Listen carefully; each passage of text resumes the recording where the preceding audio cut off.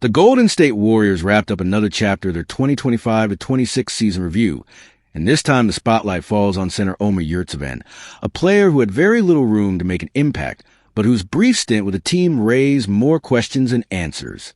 Hey, what's up, everyone? Before we jump into everything today, that like button right there is what decides if this video hits hundreds or thousands of people. 1 second is all it takes, but the impact on this channel is massive. Go ahead and hit that like button right now. Seriously, it's the simplest thing you can do. And honestly, the best way to back this content up, because every single like pushes us further. So hit it now. Yurtseven joined the Warriors organization under unusual circumstances. He had been playing professional basketball in Europe, competing in the EuroLeague before making his way to the NBA G League. His play at the developmental level was strong enough to attract attention from Golden State's front office, but it was injury misfortune, not an open roster spot, that opened the door for him at the NBA level. When centers Quinton Post and veteran Al Horford both went down with injuries, the Warriors had little choice but to look for help at the position. Yurtseven's performance in the G League made him the logical choice, and the franchise rewarded that with a 10-day contract. He made enough of an impression in that initial window to earn a second 10-day deal, which suggested the coaching staff saw something worth evaluating further. However, that second contract did not translate into a longer-term commitment. Golden State ultimately decided to move on from Yurtseven and brought in center Charles Bassey, instead, to fill the void left by the injured big men on the roster. The front office determined that Bassey was a better fit for what the team needed at that stage of the season. Across his 9 appearances with the Warriors, Yurtseven averaged 3.8 points, 3.3 rebounds, and 0.9 assists per game. Those numbers were modest, and they told a story of a player still trying to find his footing at the highest level of professional basketball. The sample size was admittedly small, but the statistics available were not encouraging compared to what Golden State needed from its big men. His most impressive performance came in his final game, when Yurtseven delivered 17 points, 8 rebounds, 4 assists, and 1 block. It was a kind of showing that might have changed the conversation had it come earlier in his tenure. But by that point, the decision had already been made to move forward without him. Perhaps the most concerning element of Yurtseven's stint was his shooting efficiency. He connected on just 42.3% of his field goal attempts, which was the lowest mark of his entire professional career. For a center standing 6 feet 11 inches, that level of efficiency is a red flag. Big men at the NBA level are generally expected to convert at a high rate around the basket, given their size advantage. And Yurtseven did not meet that standard during his time in Golden State. His scoring and rebounding averages were also down compared to previous NBA stints on other rosters. While part of that can be attributed to limited minutes and a supporting role, the overall production fell short of what the Warriors were looking for from a player at his position. Defensively, Yurtseven also struggled to make the kind of impact that would justify keeping him around. The Warriors place a high value on defensive versatility and communication from their big men, and those were areas where Yurtseven did not consistently demonstrate the necessary skills. It is also worth placing his situation within the broader context of Golden State's 2025-26 campaign. The team entered the season with significant questions about depth at center, and those concerns proved valid when both Post and Horford were unavailable. The front office was forced to navigate creatively, which led to the Yurtseven experiment in the first place. From that perspective, Yurtseven at least served a functional purpose. He provided rotation depth, absorbed minutes, and kept the team from being completely undermanned at center. His final game proved he can deliver under the right circumstances. However, the overall body of work was not enough to earn a spot beyond 2 10-day contracts. In the end, the grade assigned to Yurtseven's 2025-26 season with Golden State is a C-. That grade reflects a player who showed flashes but whose efficiency numbers were disappointing and whose defensive work did not meet the standards the Warriors set for their front court. The Warriors front office will now turn its attention to the offseason, where addressing the center position remains a clear priority. The grade also acknowledges that Yurtseven's path back to the NBA was already an uphill climb. Coming out of the EuroLeague and into the G League, earning even a pair of 10-day contracts represents a degree of resilience. But resilience alone does not keep a player on an NBA roster. Results do. And in 9 games, Yurtseven's results were not consistently strong enough to justify a permanent spot on a Golden State squad with genuine roster needs heading into the postseason stretch. Whether he gets another opportunity, with the Warriors or elsewhere, will depend on what he takes from this brief but instructive experience at the highest level of the game. Victor Wembanyama is one of the most gifted players the NBA has seen in a generation. But talent alone does not win playoff series. As the San Antonio Spurs find themselves in a 2-1 deficit against the Oklahoma City Thunder in the Western Conference Finals, a compelling parallel has emerged, one that connects Wembanyama's current struggles to a challenge that Stephen Curry and the Golden State Warriors once faced and eventually overcame.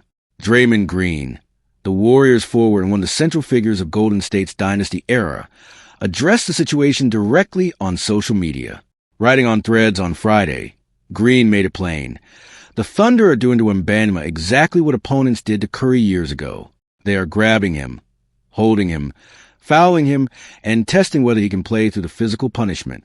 OKC is teaching a valuable lesson, Green wrote, one that teams started doing against us many years ago. They can only call but so many jersey grabs when Steph runs. So people just started grabbing him. He learned to play through it and became one of the greatest ever on the biggest stages. Wemby has to learn how to play through it, because teams are going to keep grabbing and holding him, not going to change. It is a direct and honest message from one of the smartest basketball minds in the league. Green has lived this story from the inside. He watched Curry face the same physical tests in the Warriors' early playoff years, and he watched Curry evolve into a player who no longer let the physicality disrupt his offensive aggression or his effectiveness. The Warriors did not solve that problem overnight. In the 2013 playoffs, Golden State was eliminated in the second round by the San Antonio Spurs. Curry struggled in the final 2 games of that series, going just 14 of 39 from the field as the physical defense wore him down over the course of the series. It was a clear sign that the league had identified a way to slow him down. The following year, in 2014, the Warriors fell to the Los Angeles Clippers in the second round. Curry did not dramatically fall off statistically, averaging 23 points per game in that series. But he was not the aggressive, shot-hunting force he would later become. The physical attention from opposing defenses was still limiting how often he imposed his will on games. Everything changed in the 2015 playoffs. That was the postseason when Curry truly figured out how to play through the physicality, through the grabbing, through the double coverage and the late hits off the ball. Defenses still tried to slow him down, but Curry averaged 28.3 points per game across that entire playoff run, and Golden State won its first NBA championship in 40 years. The lesson was not simply about toughness. It was about mentality and decision-making. Curry learned that the Warriors were most dangerous when he was in shot-hunting mode rather than deferring to teammates to relieve the defensive pressure. When he looked for his own offense as his default setting, it created a cascade effect. His teammates received better looks because defenses had to account for Curry as a constant threat. When he deferred, opponents could relax slightly and it disrupted the offense's rhythm. Wembanyama's situation in this series carries similar dynamics. His Game 1 performance was extraordinary, 41 points and 24 rebounds, and some observers call it the best individual game from any player in recent playoff memory. But since then, his field goal attempts have dropped sharply, from 25 in Game 1 down to 16, and 15 in Games 2 and 3 respectively. The Thunder's defensive attention and physical play, amplified by Isaiah Hartenstein's presence in the paint, have clearly had an impact. Wembanyama also faces a challenge Curry did not have to deal with to the same extent.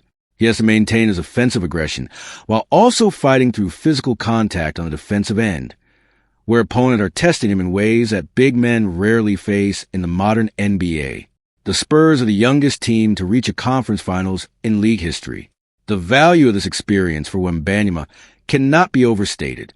Curry did not win his first championship until he was 27 years old. Wembanyama is 22. He has time and he has the talent. The question is how quickly he absorbs the hard lessons that only playoff basketball can teach.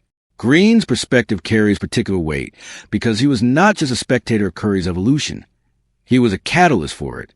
Green understood better than anyone how much the team's success depended on Curry refusing to be intimidated. Every time Curry chose aggression over caution under physical pressure, it made the Warriors harder to guard and harder to beat. The Spurs would benefit from their own version of that dynamic. Wembanyama's teammates need to punish defenses for the extra attention he receives, and Wembanyama himself needs to find ways to be more assertive even when opponents make it physically uncomfortable. If San Antonio cannot turn the series around, the experience will still serve as an invaluable foundation for what comes next. The Thunder currently hold the edge in this series, but as Golden State's own history proves, early playoff adversity, when processed correctly, can lay the foundation for future greatness. The Golden State Warriors are preparing for an important offseason, and one of the biggest names in NBA free agency could be headed their way. LeBron James is expected to hit the open market, and despite a stated organization's desire to prioritize youth and roster availability heading into next season, Golden State is widely expected to pursue the four-time champion. But the LeBron pursuit does not come without complications. Where LeBron goes, his son Bronny James tend to follow. The father-son duo spent last season together on the Los Angeles Lakers, and the expectation around the league is that the James camp will insist on keeping the two together wherever LeBron lands, almost certainly the final destination of his legendary career. That arrangement creates a genuine roster headache for the Warriors. Bronny James remains under contract with the Lakers, meaning any team that signs LeBron will also need to negotiate a trade to acquire his son. The financial side of that transaction is relatively manageable. Bronny is said to earn around $2.3 million in the third year of his rookie deal, which makes him an easy salary to absorb from a cap standpoint. The harder question is not the money, it is a roster spot. Golden State already faces a difficult situation heading into next season. Jimmy Butler and Moses Moody are both expected to start the year on the injured list, which means the Warriors could enter training camp with only 13 available healthy roster players. Using two of those spots on a nearly 42-year-old LeBron and a 21-year-old in Bronny, who is still working to establish himself as a legitimate NBA rotation player, is a decision that deserves serious scrutiny. Bronny's second NBA season showed some improvement over his debut campaign. However, the numbers remain modest. He appeared in just 42 games and averaged fewer than 9 minutes of action per contest. Taken 55th overall in the 2024 NBA draft by the Lakers, Bronny is still a developmental player who has not yet cemented himself as a dependable contributor at this level. His 6'2" frame in the position he plays guard puts him in direct competition for roster spots and minutes with players who are already proven at the NBA level. That leads to an uncomfortable but legitimate question. The Warriors currently have Gary Payton II on their roster, a player beloved by Golden State's fan base and coaching staff. Payton is a 6'2" guard known for his defensive tenacity and his reliability in the Warriors system. If the Warriors were to bring in Bronny James, Payton's roster spot becomes much harder to guarantee. The idea of letting go of a fan favorite to make room for a player who, at this stage of his career, is clearly a lesser basketball player is a tough pill to swallow for any organization serious about competing. The entertainment value of having LeBron and Bronny James on the Warriors cannot be dismissed. Golden State would almost certainly become the most watched team in the league overnight. The marketing appeal would be enormous, the media coverage relentless, and the social media engagement off the charts. Those factors genuinely matter in the modern NBA, where television ratings and cultural relevance have real financial consequences. But the Warriors are not in the business of entertainment for its own sake. They have a legitimate window to remain competitive, and every roster decision between now and opening night of next season matters. Adding LeBron would bring a proven winner and a high-level offensive player even at his age. Adding Bronny as part of that package, however, is a cost that goes beyond salary. The front office will need to weigh all of this carefully as free agency approaches. The LeBron pursuit is almost certainly happening. The question is whether Golden State is willing to accept the full terms of that package, Bronny included, and whether the trade-offs involved are worth the risk. There's another dimension to consider beyond the roster math. The Warriors' locker room dynamic has been carefully managed over recent seasons, particularly as the team has undergone significant transitions following the championship era. Introducing a player of LeBron's stature, with all the attention, expectations, and strong opinions that come with him, would reshape the culture of the team in ways that are difficult to predict. Some players thrive alongside a dominant personality like LeBron. Others find it difficult to operate in his shadow. For younger Warriors players still developing, playing alongside LeBron can accelerate their growth. Alternatively, the constant media focus on his every move could prove distracting from the collective work of building a cohesive team. None of this makes the LeBron pursuit wrong. It simply means that the Warriors must go into it with clear eyes about what they are committing to.